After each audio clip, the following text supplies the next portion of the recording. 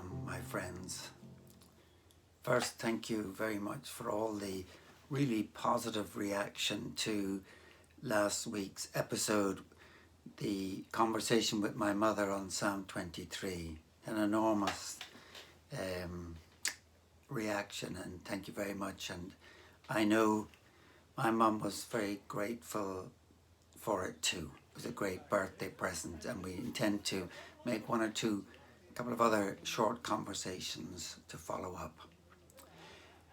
Welcome to new viewers who've joined us, and I hope you benefit from these videos, which are meant to enhance our well-being, our sense of life and vitality that is our due if we can find it, we need to work at it. Now, I had a whole plan to do a session on St. Benedict, but then early this morning I got a big nudge to say something about interiority, the inner life, what's going on inside us.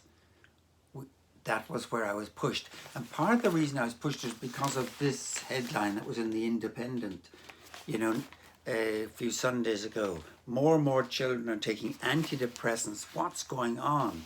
We're talking under 11 and under 12 to 15 years of age.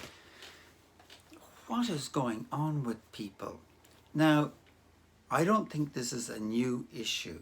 I think we're dealing here with the inherited paradigm of Western living. That's a big mouthful, but what we believe to be how we should live. In other words, this has preoccupied me for 30, 40 years now, and I've always recognized that somehow I've been drawn away from my inner core, that myself has been sucked out of me, and that I've been taken away from who I am, taken away. My education, my religion, all these were about performance, external behavior, grades, doing the right thing, believing the right thing.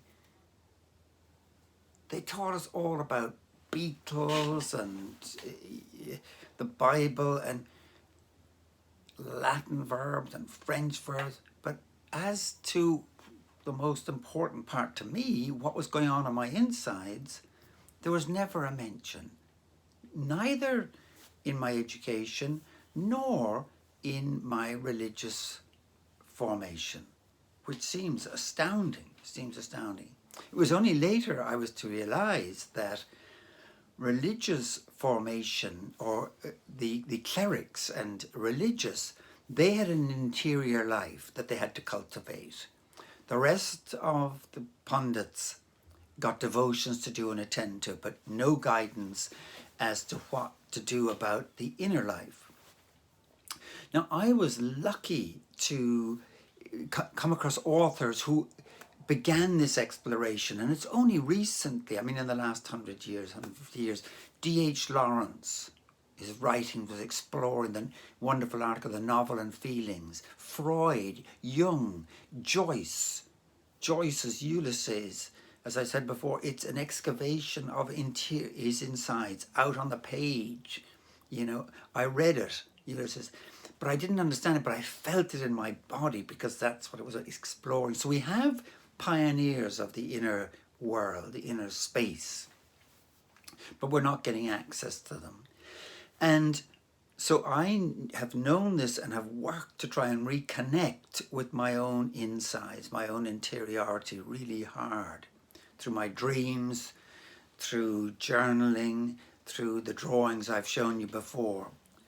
But my take on the problem for younger people today is that it's worse. It's getting this evacuation of interiority, the evacuation of our inner life, or the neglect of the inner life. It's becoming much worse with the advent of social media and technology. That this is sucking the very life out of our children. Everything is external. Their fragile identity as it's forming is being formed externally, and there's nothing inside. So why would not depression and anxiety happen as the insides become bankrupt and lost and lonely and empty and anxious and depressed? For me, there's a causal connection here. I know this because I know I did it.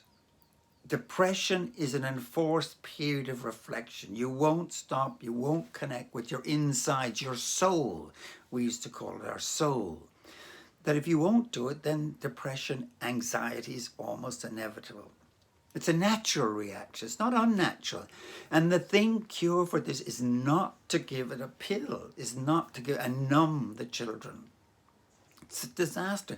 They need to become earthed in themselves and in their worlds. Earth, the 3 wires and a plug, one of them is an earth. And I think our children today are not earthed adequately.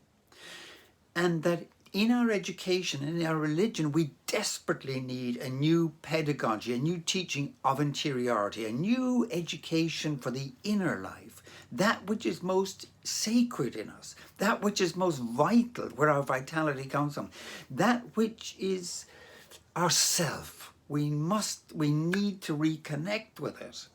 And one of the ways I know we can do it is through creativity, the creation, something developing the insides. I've seen it, making things, doing things from the inside out, not depending on all the external to build a life, because it's crumbling, it crumbles.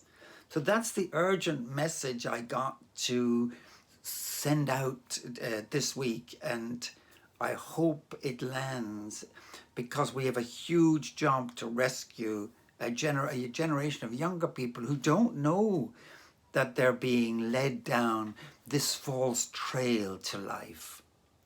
So God love you, and keep you safe, keep you well, and try to earth. We've all got to earth ourselves so that we can help to earth the children that are surround us. So God bless, and keep safe, and see you next week.